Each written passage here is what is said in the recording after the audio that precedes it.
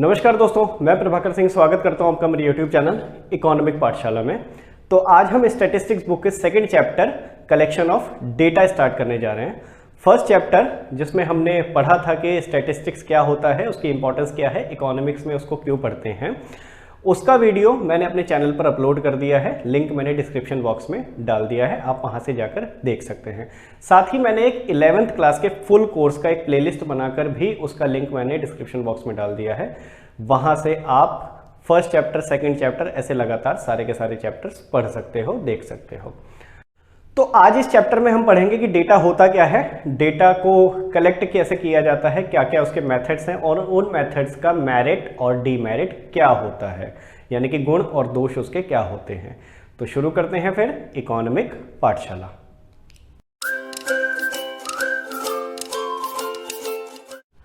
तो क्योंकि चैप्टर का नाम कलेक्शन ऑफ डेटा है तो डेटा से ही स्टार्ट करते हैं। डेटा को हिंदी में कहते हैं आंकड़े।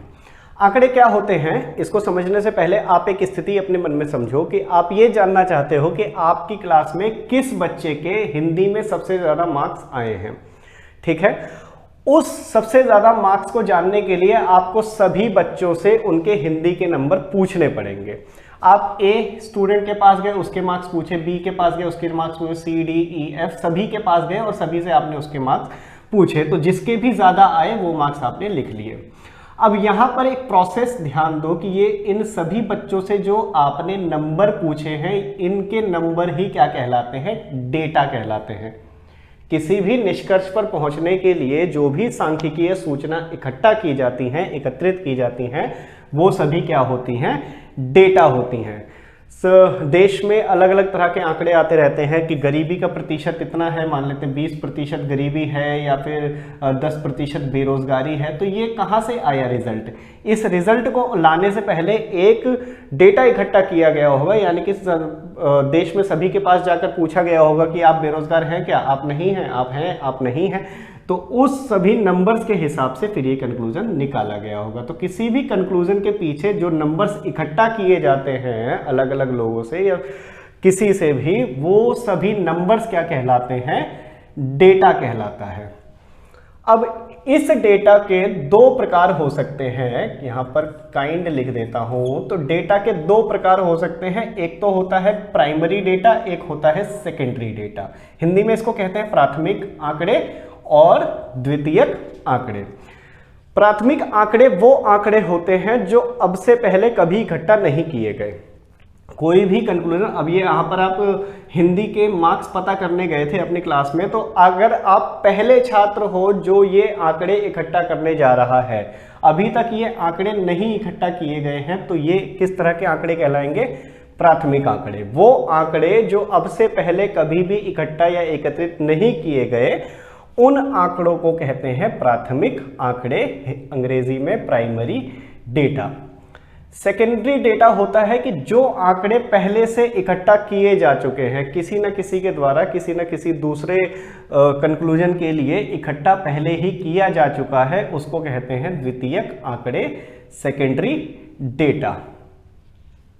अब इन प्राइमरी और सेकेंडरी डेटा को आपको इकट्ठा करना है, तो उस इकट्ठा करने के लिए दो सोर्स हैं, स्रोत हैं। क्या स्रोत है वो? एक है प्राइमरी सोर्स, हिंदी में कहते हैं प्राथमिक स्रोत, एंड दूसरा है सेकेंडरी सोर्स, हिंदी में इसको कहते हैं द्वितीयक स्रोत।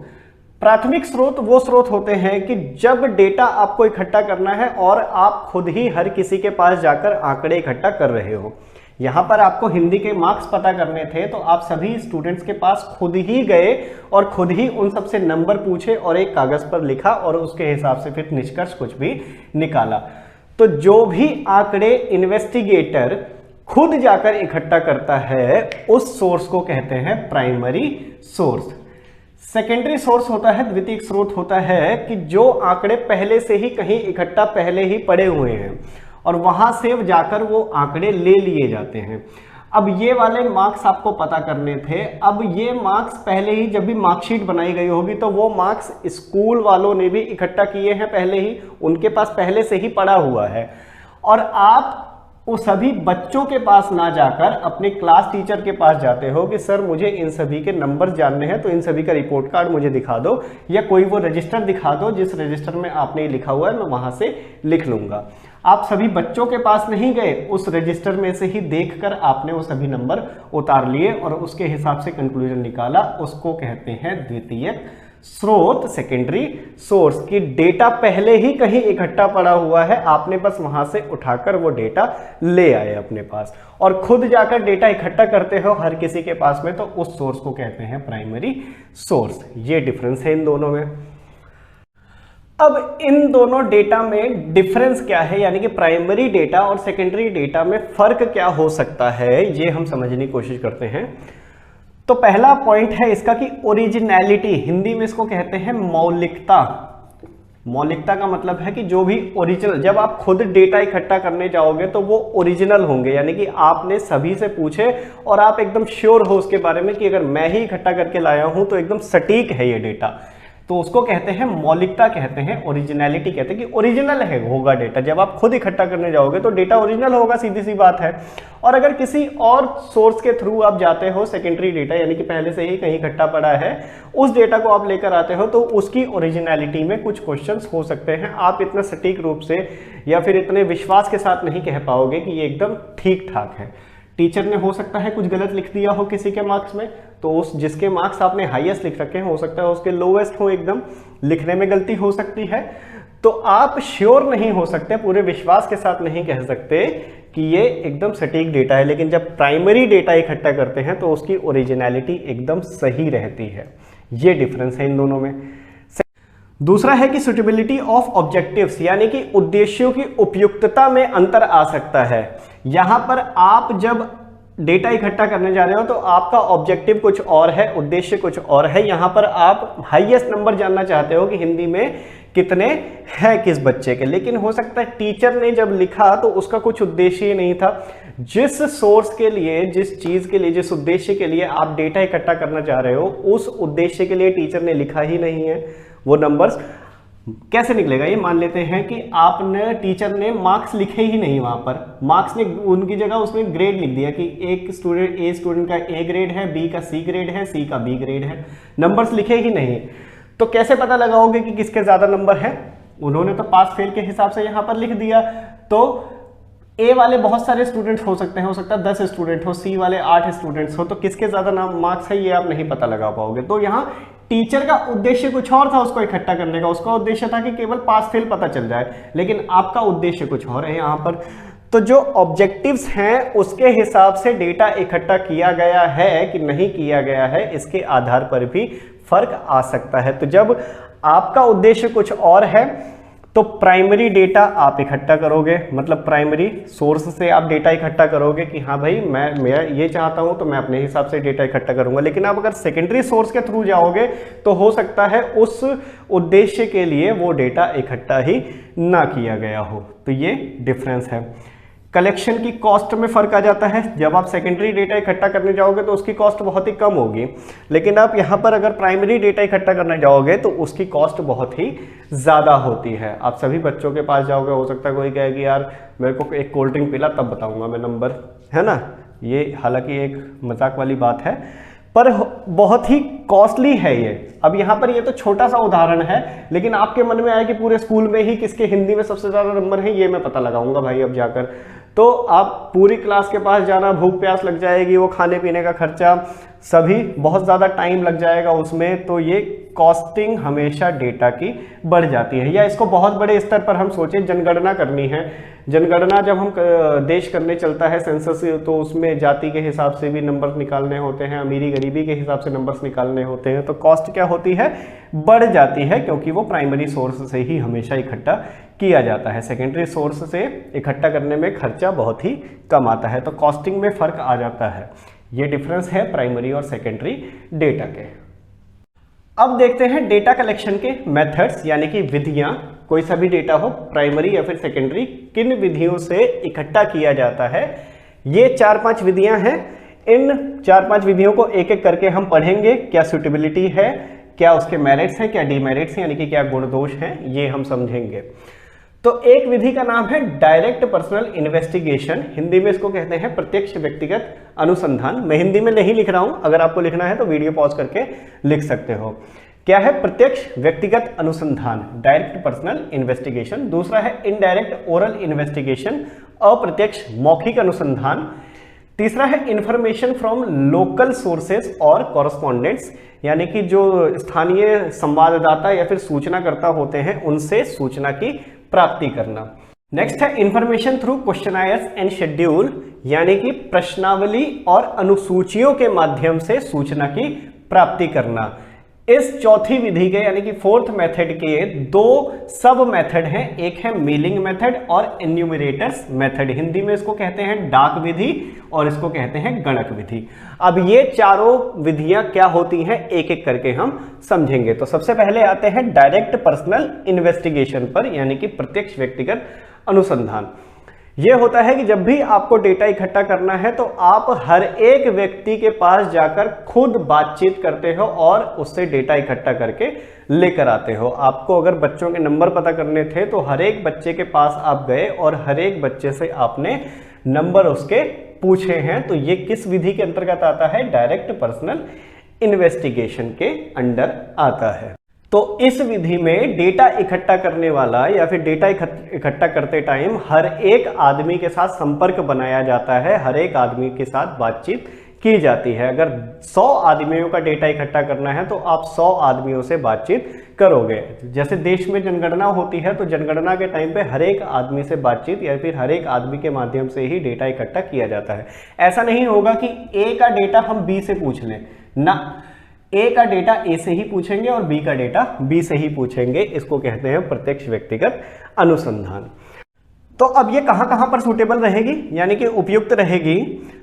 तो लिमिटेड फील्ड जो भी होगा, यानी कि सीमित क्षेत्रों के लिए ये विधि सूटेबल रहती है। बहुत बड़े क्षेत्र के लिए ये वाली विधि सूटेबल नहीं होती, क्योंकि बहुत बड़े क्षेत्र में सभी लोगों से बातचीत करना बहुत ही कठिन काम है और बहुत ही टाइम टेकिंग भी है। इस वजह से बड़े क्षेत्रों के लिए ये वाली विधि ज्यादातर नहीं अपनाई जाती, अनटिल अनलेस बहुत ही इंपॉर्टेंट डेटा वो ना हो। तो लिमिटेड फील्ड के लिए ये वाली विधि सूटेबल रहती है।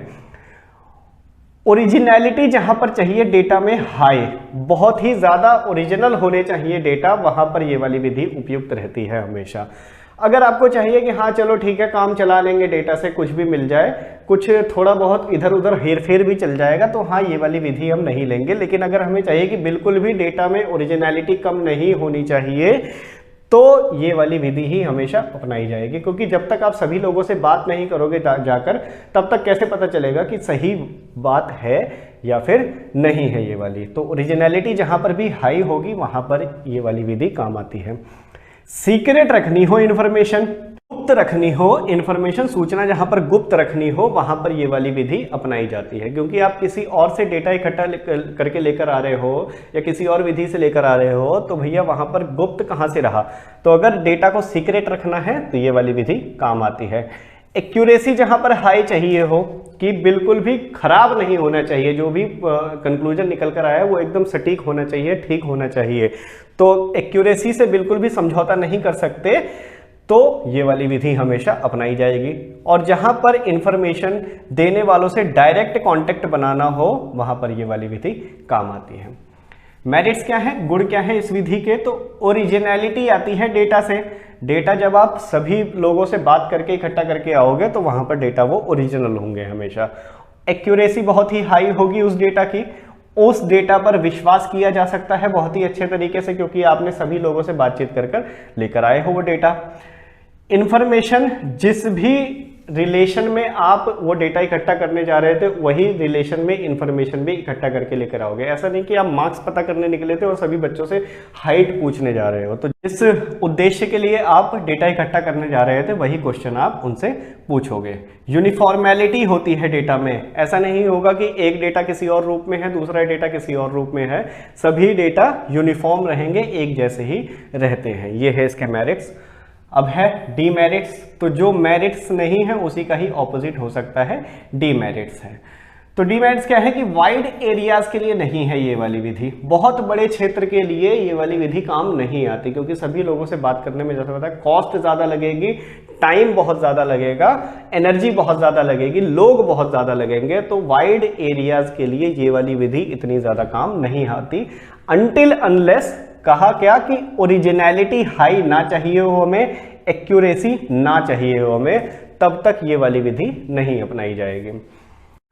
पर्सनल बायस हो सकता है, बायस का मतलब कि पक्षपात कर सकते हैं। अब सरकार अगर ऐसी कोई घोषणा कर दे कि जो भी गरीब बच्चा होगा या फिर गरीब परिवार होगा उसको एक खास तरह की सेवा दी जाएगी, तो जो भी डेटा इकट्ठा करने वाले आपने भेजे हैं लोग, हो सकता है कि वो पक्षपात करने की अपने पड़ोसी का भी नाम लिखवा दे जो हालांकि गरीब नहीं है पर उसको गरीब दिखा दिया जाए ताकि ये वाली सेवा इसको भी मिल जाए। तो ये थोड़े से डीमेरिट्स हैं इसके कि पर्सनल बायस हो सकता है कहीं पर, बहुत ज़्यादा कॉस्टली है, पैसा ज़्यादा लगेगा इतने सारे, अगर वाइड एरियाज में इसको यूज़ करेंगे या फिर शॉर्ट एरियाज में भी तो कुछ लोग हमें रखने पड़ेंगे जो जाकर इन्फॉर्मेशन लेकर आएंगे, उनकी एनर्जी लगेगी, पैसा बहुत ज़्यादा लगता है, तो कॉस्टली है ये कुल मिलाकर ये वाली विधि। लिमिटेड कवरेज देता है ये, यानी कि बहुत ही सूक्ष्म क्षेत्रों की इंफॉर्मेशन दे सकता है, बहुत ही बड़े क्षेत्र की इंफॉर्मेशन नहीं दे सकता। तो ये है डायरेक्ट पर्सनल इन्वेस्टिगेशन। नेक्स्ट है इनडायरेक्ट ओरल इन्वेस्टिगेशन, हिंदी में इसको कहते हैं अप्रत्यक्ष मौखिक अनुसंधान। इस विधि में क्या होता है कि हम जो भी इंफॉर्मेशन इकट्ठा करनी होती है वो डायरेक्ट लोगों से नहीं लेते, प्रत्यक्ष लोगों से नहीं लेते, बल्कि उनकी जगह किसी और आदमी से ले लेते हैं। उदाहरण के लिए आपको एक गांव की इंफॉर्मेशन निकालनी है कि वहां पर कितने लोग काम करते हैं, कितने लोग काम नहीं करते।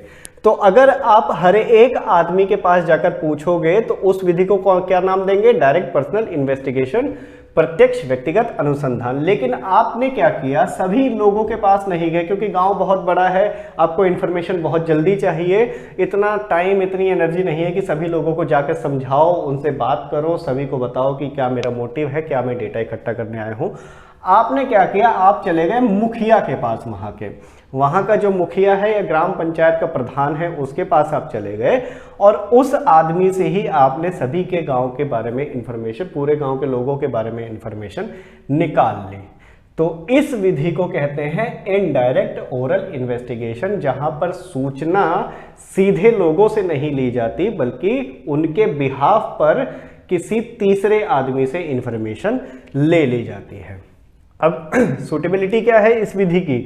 ये रिलेटिवली लार्ज एरिया के लिए होती है। रिलेटिवली लार्ज एरिया का मतलब है कि इसके रिलेशन में, यानी कि डायरेक्ट पर्सनल इन्वेस्टिगेशन के रिलेशन में थोड़े से बड़े एरिया के लिए यूज की जा सकती है। नॉट पॉसिबल डायरेक्ट कॉन्टेक्ट, जहां पर भी ये संभावना ना हो कि सीधा कॉन्टेक्ट किया जा सके लोगों से, वहां पर ये वाली विधि काम में आती है। जहां पर लोग कैपेबल ना हो इंफॉर्मेशन देने के, अब आप किसी उनके पास जाओगे, उनको सभी को बताओगे कि मैं क्या सूचना इकट्ठा करने आया हूं, हो सकता है आधे लोग दरवाजा ही बंद कर दे कि जाओ भाई आगे जाओ, नहीं देना पैसा वैसा, समझ ही ना पाए कि आप आए किसके लिए हो, आपको उनको लगे कि पैसा मांगने आए हो, आप बेइज्जती हो जाए वहां पर। तो जहां पर लोग कैपेबल ना हो, समझदार ना हो इंफॉर्मेशन देने के, तो वहां पर ये वाली विधि काम आती है। कॉम्प्लेक्स इंफॉर्मेशन लेनी हो, बहुत ही जटिल सूचना किसी प्रकार की लेनी हो जो आपको लगता है कि ये आदमी तो नहीं दे पाएगा, बहुत सारी चीजें होती हैं जहां पर अशिक्षित व्यक्ति सूचना देने में अपने आप को असमर्थ महसूस करता है, तो कॉम्प्लेक्स इंफॉर्मेशन के लिए ये वाली विधि बहुत ही काम आती है। मेरिट्स क्या है इसके? वाइड कवरेज है इसका, यानी कि वाइड, थोड़े से बड़े क्षेत्र के लिए यूज की जा सकती है। कितना ही बड़ा क्षेत्र ले लो, अगर एक ही आदमी सभी के बारे में इंफॉर्मेशन ले लेगा, दे देगा, तो गए आप उसके पास में बैठे 10-15 मिनट चाय पानी पिया, इंफॉर्मेशन लेकर आ गए। तो वाइड कवरेज है इसके अंदर। बहुत लेस एक्सपेंसिव है। लेस एक्सपेंसिव का मतलब कि इस विधि की तुलना में कम खर्चे वाला है ये। हो सकता है कि इंफॉर्मेशन देते टाइम मुखिया कहे कि लाओ पहले कुछ पैसा निकालो, कुछ चाय पानी दो मुझे, उसके बाद मैं बताऊंगा इंफॉर्मेशन। मजाक है ये एक। तो इसकी तुलना में लेस एक्सपेंसिव है ये। जहां पर एक्सपर्ट का ओपिनियन चाहिए हो, एक्सपर्ट का ओपिनियन चाहिए हो कि उस एक्सपर्ट के, यानी कि मुखिया की बात के बिना आप ये सूचना इकट्ठा कर ही नहीं सकते, वो एक एक्सपर्ट है, वो सभी के बारे में बता देगा। गांव में जाओगे, आधे लोगों को बेरोजगारी का मतलब ही नहीं पता, उनको पर लगता है कि बेरोजगारी का मतलब खाली है। अब खेती करने के बाद वो सारे दिन खाली बैठा हुआ है तो वो अपने आप को बेरोजगार बता देगा, लेकिन असलियत में नहीं है वो बेरोजगार, उसके पास रोजगार है। तो आदर्श रूप से उसको, आइडियल रूप से उसको नहीं काउंट करना चाहिए, लेकिन अगर वो गांव वाला इंफॉर्मेशन देगा तो उसको आप काउंट कर लोगे। यहाँ पर लेकिन मुखिया एक्सपर्ट है कि उसको पता है कि कौन बेरोजगार है और कौन बेरोजगार नहीं है। तो एक्सपर्ट का ओपिनियन चाहिए हो जहाँ पर उस तरह के स्थितियों में ये वाली विधि काम आती है। सिंपल सा है, बहुत ही विधि है ना, कुछ ज़्यादा जटिलता है नहीं इसमें, सभी लोगों को समझाना भी नहीं इतना ज़्यादा, तो सिंपल विधि है ये। डीमेरिट्स क्या हैं, अब इसके दोष क्या है इसके?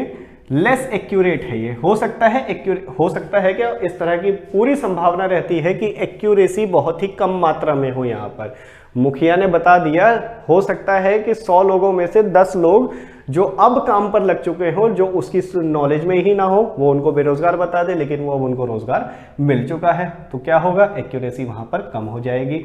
जो डेटा 10% या 15% ही आना चाहिए था, वो डेटा बढ़कर 25% आ रहा है। तो ये एक्यूरेसी कम हो गई गलत इन्फॉर्मेशन की वजह से। बायस्ड हो सकता है कि आपको सरकार ने भेजा कि जाओ उस गांव की सूचना लेकर आओ और जो भी गरीब आदमी होगा उसको हम किसी भी तरह का मुफ्त में सहायता देंगे। तो आपने जाकर मुखिया को बताया और मुखिया ने बायस्ड होकर अपने कुछ साथियों के भी नाम लिखवा दिए उसमें।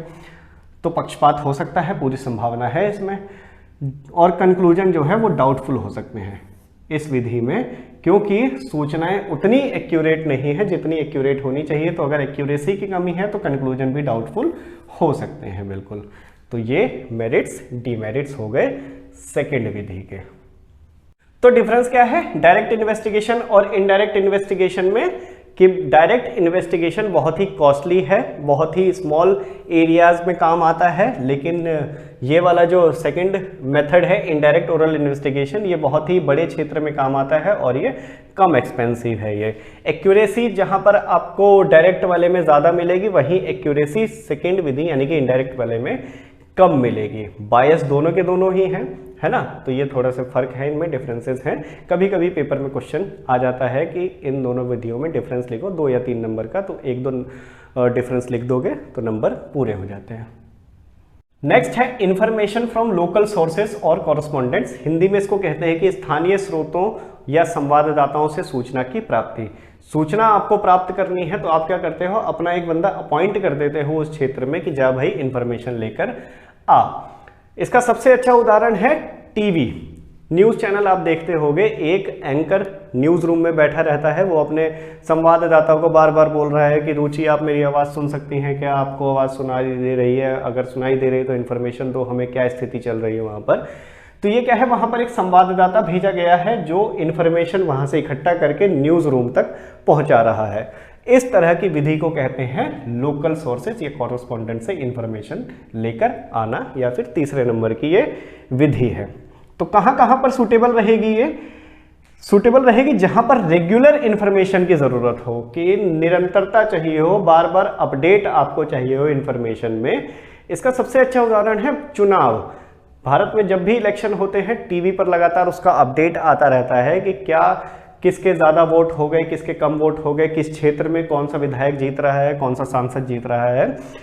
तो जहां पर भी रेगुलर इंफॉर्मेशन की ज़रूरत हो वहां पर ये वाली विधि काम में आती है, क्योंकि आप हर बार हर एक आदमी से नहीं पूछ सकते कि क्या स्थिति चल रही है, वहां के किसी और आदमी से नहीं पूछ सकते। तो आप एक अपना बंदा अपॉइंट कर देते हो जो आपको इन्फॉर्मेशन देता रहता है। तो कहाँ पर उपयुक्त है ये? जहाँ पर भी रेगुलर इन्फॉर्मेशन की ज़रूरत होगी, समय समय पर आपको अपडेट चाहिए हो, वहाँ पर सूटेबल होती है ये वाली विधि।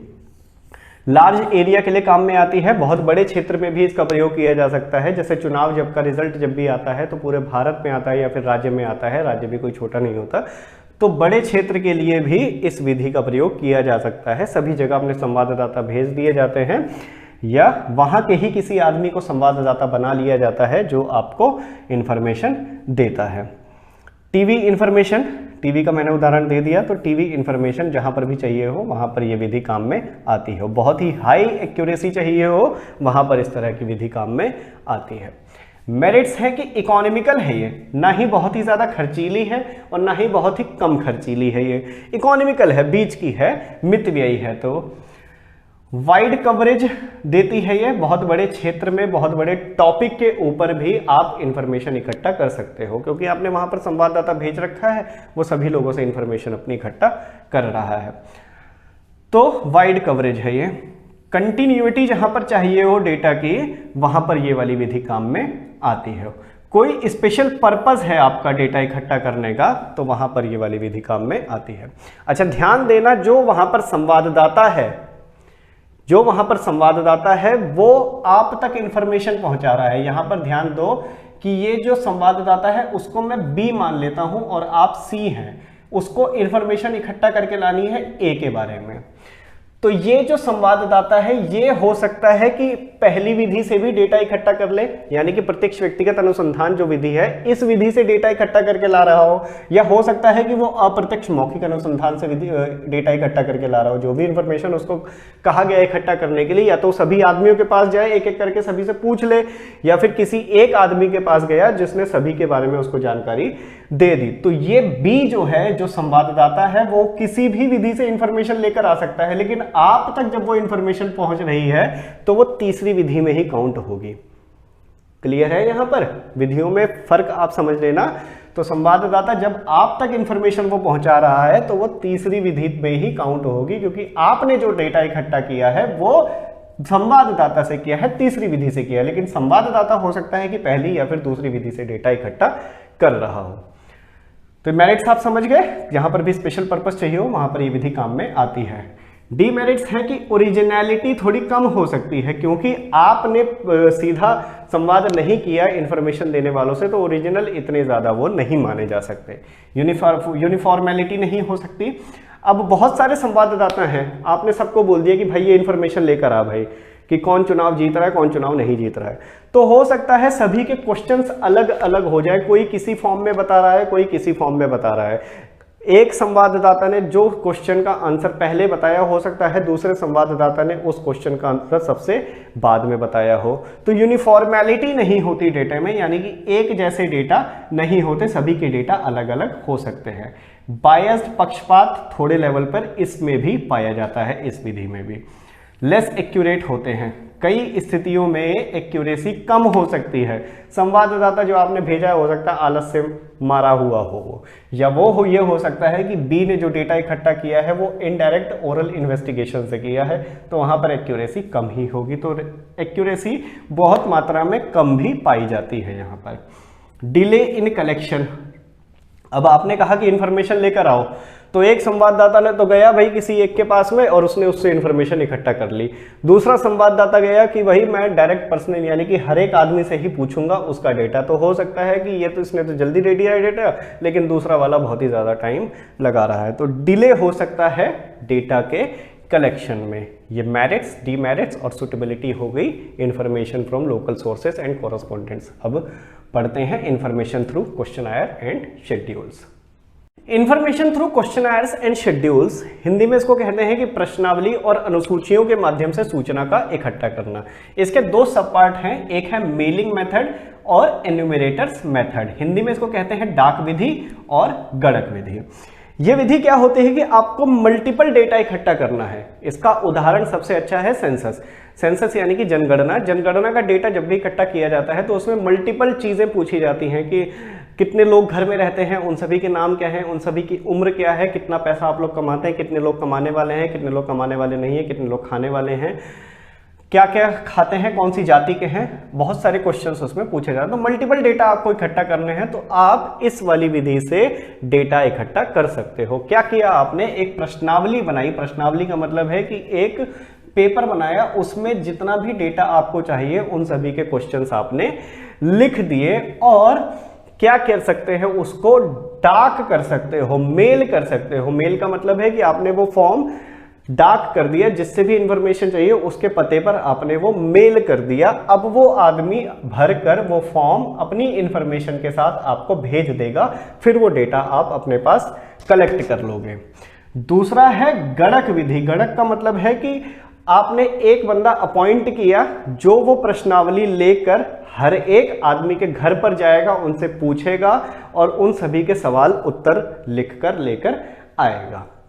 समझ गए ये वाली विधि क्या है कि जब आपको बहुत सारा डेटा या फिर बहुत ही मल्टीपल डेटा चाहिए हो तो आप क्या करोगे, एक प्रश्नावली बनाओगे, क्वेश्चनायर बनाओगे और उस क्वेश्चनायर को या तो आप खुद ही उस आदमी के पास मेल कर दो डाक के द्वारा कि भैया मुझे भरकर इस पते पर वापस भेज देना, या फिर आप गणक रख सकते हो, कोई आदमी आप अपॉइंट कर सकते हो जो ये प्रश्नावली लेकर जाएगा और वहां से इंफॉर्मेशन इकट्ठा कर लेकर आएगा। ये है विधि। अब सूटेबिलिटी देख लेते हैं एक एक करके, दोनों विधियों का अलग अलग। मेलिंग मेथड का देख रहे हैं सबसे पहले।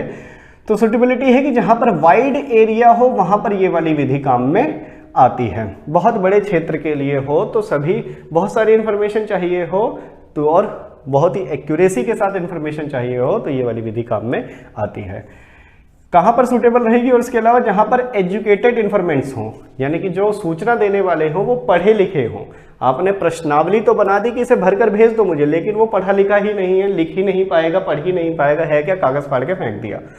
तो जहां पर भी एजुकेट इन्फॉर्मेंट्स हो वहां पर ही ये वाली विधि काम में आती है। मेरिट्स क्या है, इकोनॉमिकल है, यानी कि ना ज्यादा खर्चीली है और ना ही कम खर्चीली है।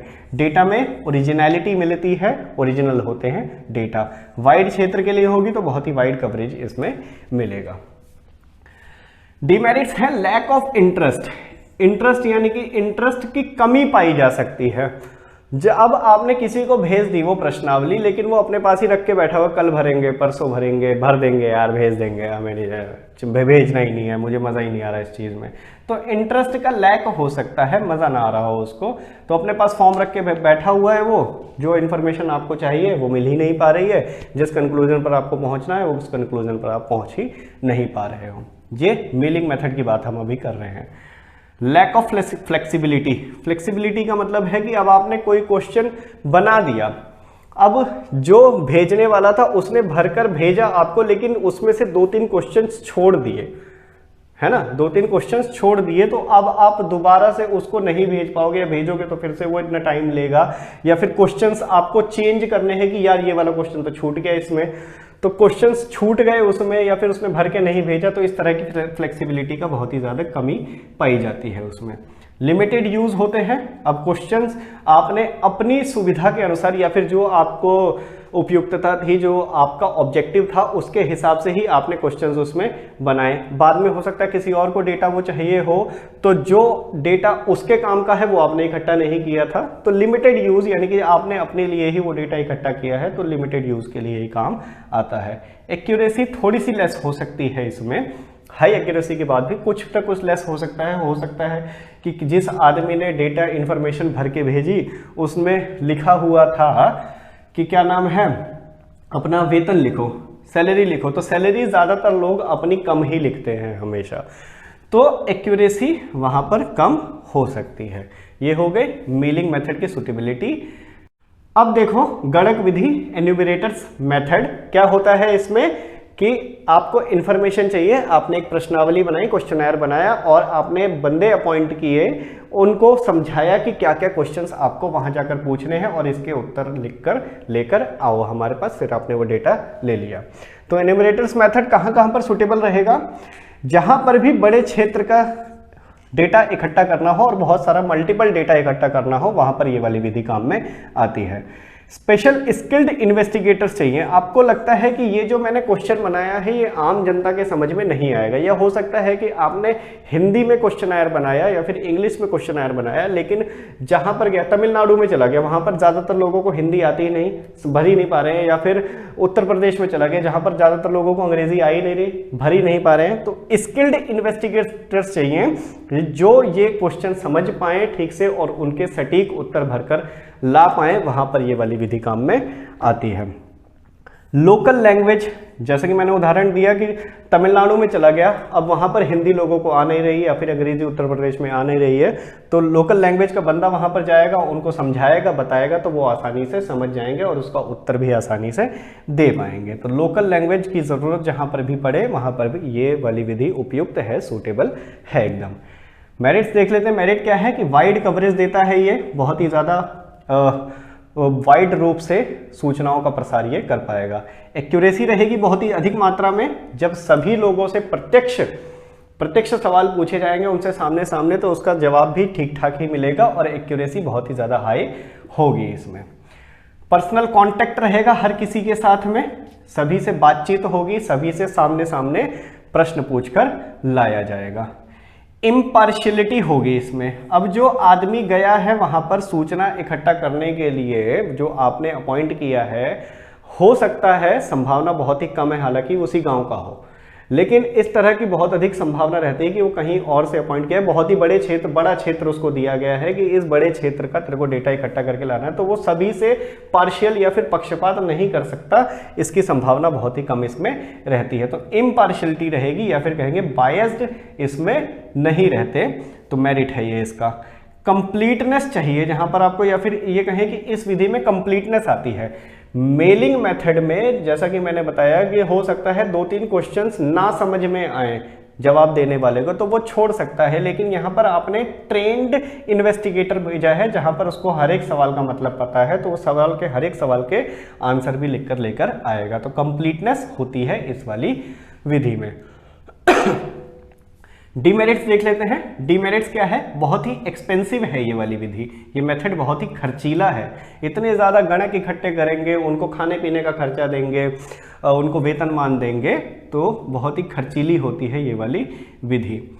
अवेलेबिलिटी ऑफ एन्यूमरेटर्स, जो भी गणक है हो सकता है कि उस समय गणक ना मिले, है ना, इनकी अवेलेबिलिटी हो भी सकती है, नहीं भी हो सकती है। एक क्षेत्र में अवेलेबल है, दूसरे क्षेत्र में अवेलेबल नहीं है, तो अवेलेबिलिटी का सवाल भी हमेशा बना रहता है। यहाँ पर टाइम कंज्यूमिंग है बहुत ही ज़्यादा, सभी लोगों से इन्फॉर्मेशन इकट्ठा करके ले आना, इतने सारे सवाल पूछना, बहुत ही ज़्यादा टाइम इसमें लगता है। प्राइवेट इन्वेस्टिगेशन के लिए या फिर इन्वेस्टिगेटर्स के लिए नहीं होती ये विधि, वो इस विधि को ज़्यादा प्रेफर नहीं करते, क्योंकि ये बहुत ही वाइड एरियाज़ के लिए है, बहुत ही ज़्यादा पैसा खर्च होता है, तो बहुत ही तगड़ा अगर किसी के पास में ऑब्जेक्टिव है तो ही प्राइवेट इन्वेस्टिगेटर्स इसमें घुसते हैं, वरना इसमें हाथ डालना ज़रूरी नहीं समझते। गवर्नमेंट ही इसमें इतना सारा पैसा खर्च कर सकती है, वो ही इस तरह की विधियों का प्रयोग करके डेटा इकट्ठा करती है, जैसे सेंसस इसका सबसे अच्छा उदाहरण है।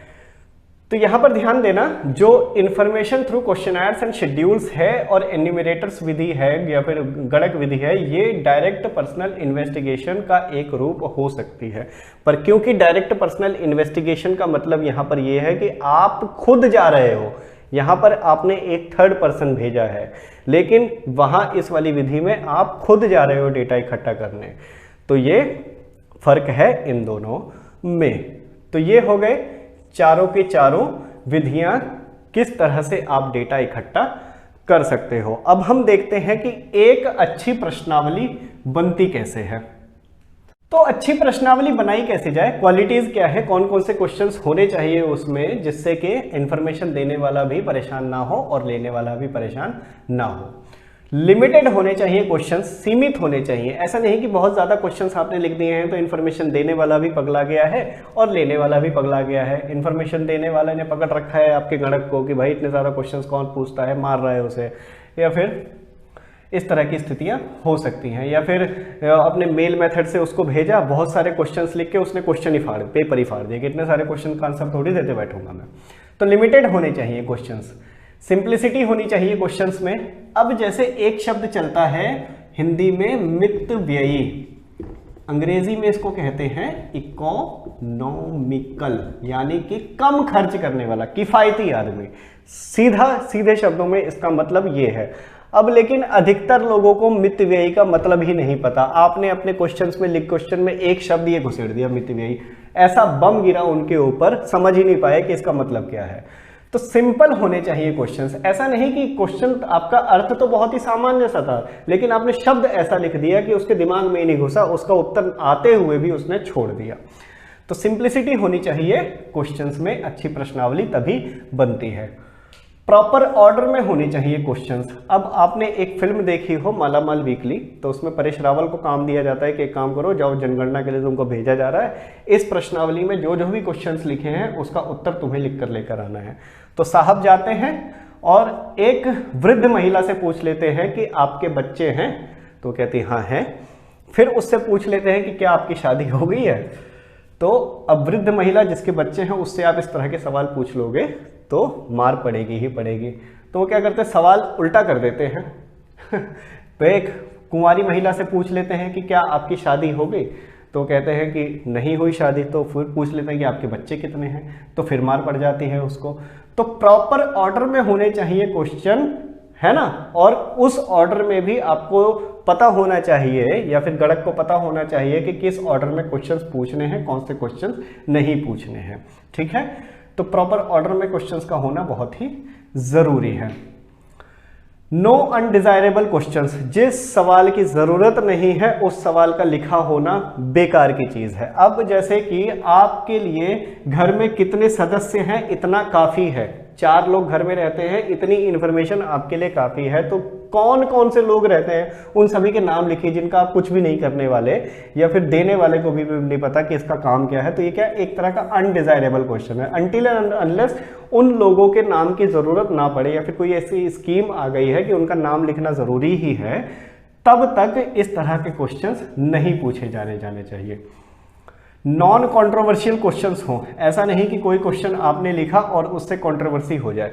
धर्म से रिलेटेड जितने भी सवाल होते हैं उसमें अधिकतर संभावना रहती है कि कंट्रोवर्सी हो ही जाए। कैलकुलेशंस वाले सवाल अवॉइड किए जाने चाहिए। ऐसे क्वेश्चंस बहुत कम पूछे जाने चाहिए जिसमें कि कैलकुलेशन करनी पड़े जवाब देने वाले के, क्योंकि ऐसे इतना दिमाग कोई भी लगाना नहीं चाहेगा। तो कैलकुलेशन वाले सवाल हमेशा अवॉइड करने चाहिए। प्री टेस्टिंग करनी चाहिए, जो भी आपने प्रश्नावली बनाई है उसका एक प्री टेस्टिंग या फिर पायलट सर्वे चलाया जाना चाहिए कि पहले 100 लोगों पर 200 लोगों पर टेस्ट कर लो कि ये सवाल ठीक से काम कर रहे हैं या फिर नहीं कर रहे हैं। कोई इस तरह का सवाल तो नहीं है जिससे कंट्रोवर्सी हो जाए, कोई इस तरह का सवाल तो नहीं है जिससे कि इंफॉर्मेशन देने वाला झल्ला जाए, ज़्यादा सवाल तो नहीं है उसमें। इस तरह का एक पायलट सर्वे चला लेना चाहिए कि जो हमने प्रश्नावली बनाई है उसमें कुछ क्वेश्चन छूट तो नहीं गए। ऐसा ना हो कि कोई क्वेश्चन छूट गया हो, उसके बाद में जब उसने भर के भेज दिया सामने वाले ने तब आपको लग रहा है कि यार इसका आंसर तो दिया नहीं, अब दोबारा भेजो, है ना। तो एक पायलट सर्वे हमेशा करवा लेना चाहिए उसका। इंस्ट्रक्शंस लिखनी चाहिए उसमें। मेलिंग मेथड का उदाहरण ले तो आपने भेज दिया वहाँ पर इंफॉर्मेशन देने वाले के पास में और उसको पता ही नहीं है कि अब इसका करना क्या है, तो उसमें इंस्ट्रक्शंस लिखी होनी चाहिए कि इस फॉर्म को भर कर आपको इस पते पर वापस भेजना है। अगर इसमें कुछ भी खराबी आ जाए तो किस पते पर वापस भेजना है, किससे कांटेक्ट करना है, कैसे वापस भेजना है, ये सभी इंस्ट्रक्शंस इसमें लिखी होनी चाहिए। जैसे पेपर देने जाते हो आप अगर जब भी, तो उसमें लिखा रहता है कि कितने घंटे का पेपर है, कौन सा पेन आपको यूज़ करना है, यहाँ पर कौन सा कॉलम भरना है, वहाँ पर क्या चीज़ करनी है। तो ये सभी इंस्ट्रक्शंस उसमें लिखी रहती हैं। इस तरह की इंस्ट्रक्शंस प्रश्नावली में भी लिखी रहनी चाहिए जिन्हें पढ़कर समझ जाए वो। क्रॉस वेरिफिकेशन वाले क्वेश्चंस होने चाहिए हमेशा। अब आपने एक क्वेश्चन पूछा कि आपका वेतन कितना है, सैलरी कितनी है, तो उस बंदे ने सोचा कि यार सैलरी का क्वेश्चन है क्या, ऐसा ना हो कि इनकम टैक्स डिपार्टमेंट वाले हो। कम बता देता हूँ, 6 लाख रुपए है भाई मेरी सैलरी सालाना है, यानी कि मंथली 50,000 रुपये मेरी तनख्वाह है। अब इसको क्रॉस वेरीफाई करने के लिए आपको कुछ क्वेश्चंस ऐसे डालने चाहिए जिससे पता चले कि ये वाली इंफॉर्मेशन सही दी है या नहीं दी है। कैसे कर सकते हो, आपने क्रॉस वेरिफिकेशन को क्वेश्चन डाल दिया कि आप ना अपने थोड़े से खर्चे बता दो कि कहाँ कहाँ पर कितने कितने खर्चे करते हो, तो उसको वो बताएगा जबकि भैया मैं राशन के लिए इतना पैसा देता हूँ, बच्चों की फीस में इतना पैसा देता हूँ, हेल्थ में इतना पैसा देता हूँ। तो अगर वो 50,000 रुपये से कम है या फिर बराबर है तो ठीक है, अगर ज़्यादा जा रहा है तो आप समझ जाओगे कि यहाँ पर भैया आपके खर्चे तो ज़्यादा है, तनख्वाह इतने में चलाते कैसे हो। क्रॉस वेरीफाई हो जाएगा।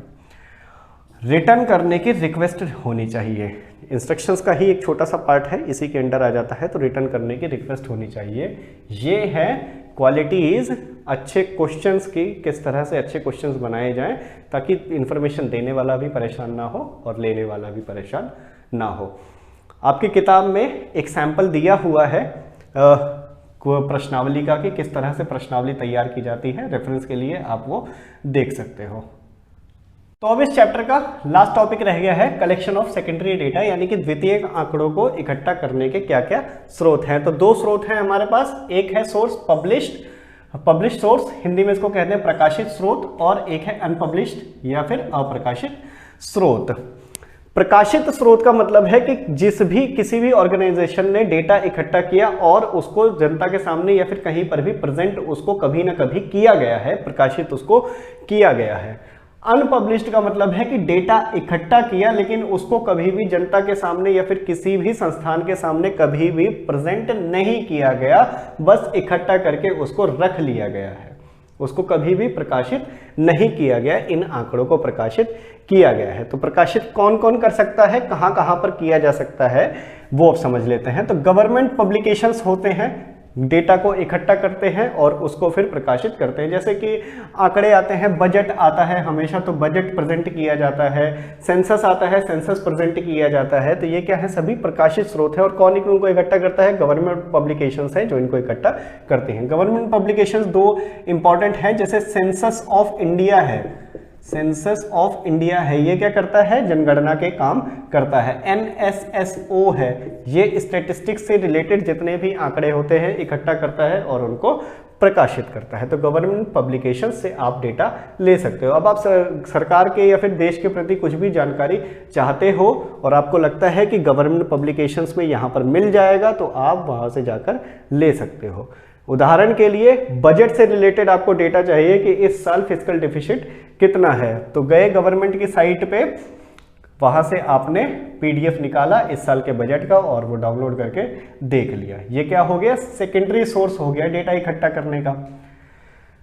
नेक्स्ट है कि सेमी गवर्नमेंट संस्थान हो सकते हैं, जैसे गवर्नमेंट के संस्थान है वैसे सेमी गवर्नमेंट हो सकता है कि कुछ आधा प्राइवेट का है आधा गवर्नमेंट का है, वो संस्थान है जो डेटा इकट्ठा कर रहे हैं और उसको फिर प्रेजेंट कर रहे हैं। जैसे कि RBI जो डेटा इकट्ठा करती है, तो सेमी नहीं है पर हाँ गवर्नमेंट से रिलेटेड एक संस्थान है जो डेटा इकट्ठा करके प्रेजेंट करती है। RBI कौन कौन सा डेटा इकट्ठा करती है, जैसे हर साल SLR बताती है, रेपो रेट बताती है, वगैरह वगैरह, इस साल क्या इकोनॉमी स्थिति चल रही है, ये सभी स्थितियां RBI बताता है।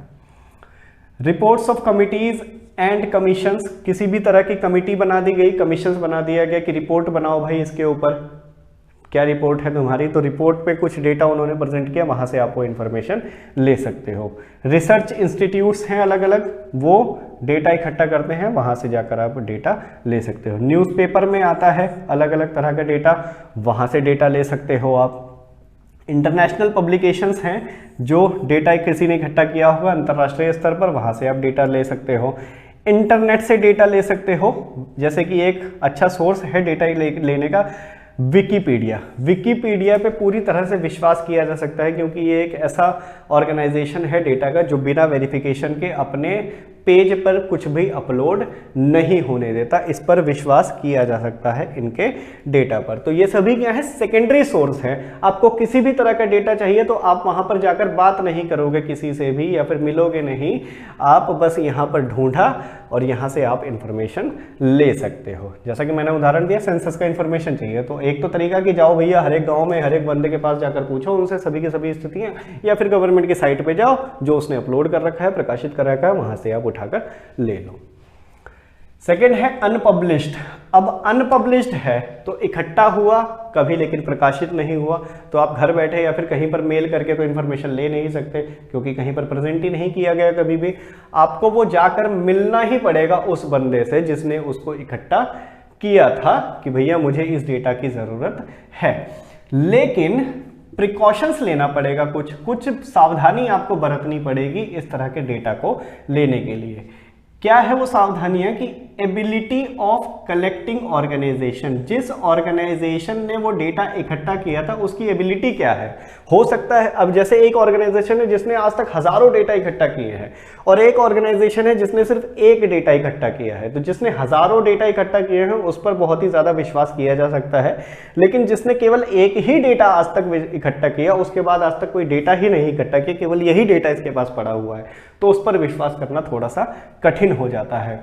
तो क्या एबिलिटी है ऑर्गेनाइजेशन की, संस्थान की क्या योग्यता है, इस पर विश्वास हमेशा ध्यान हमेशा देना चाहिए, तब जाकर हम डेटा पर विश्वास कर सकते हैं। ऑब्जेक्टिव क्या रहा उस संस्थान का, हो सकता है जिस उद्देश्य के लिए आप वो डेटा लेने जा रहे हो उस उद्देश्य के लिए वो डेटा उसने इकट्ठा ही नहीं किया, उसने अपने किसी और उद्देश्य के लिए इकट्ठा किया था डेटा। तो ऑब्जेक्टिव क्या है उस ऑर्गेनाइजेशन का, ये समझना जरूरी होगा। मेथड क्या रहा कलेक्शन का, कलेक्शन का मेथड अगर विश्वसनीय नहीं रहा और आपको अपने डेटा में बहुत ही ज़्यादा विश्वसनीयता चाहिए, एक्यूरेसी चाहिए, तो फिर ये डेटा आपके किसी भी काम नहीं आएगा। ठीक है, टाइम एंड कंडीशन क्या थी डेटा इकट्ठा करने की? अब सेंसस इकट्ठा करना है, जनगणना करनी है किसी भी देश की, लेकिन उस देश में युद्ध चल रहा है वहां पर, है ना, या फिर किसी राज्य में युद्ध चल रहा है, किसी क्षेत्र में युद्ध चल रहा है, तो वहां का सेंसस हमेशा खराब आएगा, है ना, उस वाली स्थिति में खराब आएगा। तो किस स्थिति में इकट्ठा किया गया है डेटा, उस स्थिति का भी बहुत ही जरूरी महत्व होता है ना। एक्यूरेसी क्या है डेटा की? जैसे मैंने बताया कि अगर इन सभी स्थितियों को हम अवॉइड कर देंगे तो एक्यूरेसी बहुत ही कम या फिर ज़्यादा हो सकती है। तो एक्यूरेसी क्या है उस डेटा की, इस पर विश्वास करने के लिए ये सभी प्रिकॉशंस हमको लेने पड़ेंगे। तो ये अनपब्लिश डेटा आप समझ के क्या होता है, जो कभी भी कहीं पर भी प्रकाशित नहीं हुआ, लेकिन इस डेटा अगर कोई भी अप्रकाशित स्रोत से आप डेटा इकट्ठा करने जा रहे हो तो ये सावधानी हमेशा बरतनी चाहिए कि सारी चीज़ें आप जान लो, तभी आप उस डेटा का यूज़ करो हमेशा। तो ये हो गया चैप्टर क्लोज पूरा का पूरा। प्राइमरी डेटा, सेकेंडरी डेटा, क्या क्या मेथड्स हैं उसको कलेक्ट करने के, और क्या क्या किसके मेरिट्स हैं, क्या क्या डीमेरिट्स हैं, ये आप समझ गए। अब मिलेंगे नेक्स्ट चैप्टर के एक्सप्लेनेशन के साथ नेक्स्ट वीडियो में। तब तक ध्यान रखिए अपना और बने रहिए हमारे चैनल के साथ। चैनल को यदि आपने सब्सक्राइब नहीं किया है तो कर दीजिए, ताकि आने वाले लेटेस्ट वीडियोस आपको समय पर मिल जाएं और किसी भी वीडियो से आप वंचित न रहें। धन्यवाद।